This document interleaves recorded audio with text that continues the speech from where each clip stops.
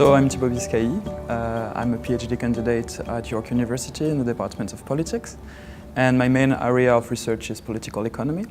My research project revolves around the election of Emmanuel Macron in France, and more generally speaking about the emergence of what's been called the extreme center as a mode of governance.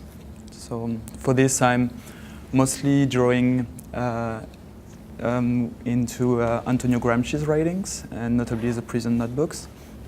And basically what I'm most interested in is the ability of Macron to successfully and skillfully co-opt moderate factions of both the left and right in France in a process that Gramsci called transformismo, which transformismo refers to the process whereby left and right converge in terms of program until there ceases to be any significant difference between them. And what's been noticeable in France is that, in Macron's case, is that this process had a very solid pro-European basis. And so I'm trying to study this shift in the balance of social and political forces.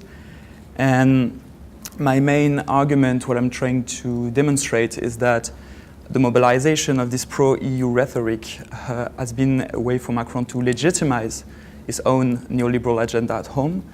In other words, that the disciplinary neoliberalism of the economic and monetary union is a way for Macron to naturalize his own agenda. So I'm also looking at the very specific European context we're in, with Brexit on the one hand, and the weakening of Angela Merkel in Germany on the other hand, to show that this context is actually an opportunity for Macron to bring France back in the game politically in Europe.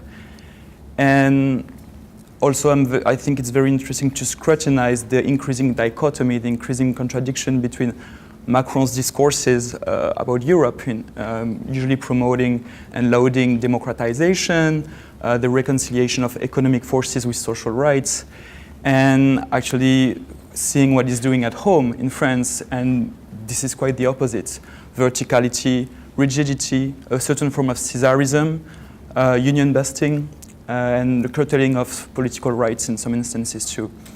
And my worry, my argument is that this is leading actually to social unrest already, and might eventually in the long haul strengthen the appeal of the far right in France.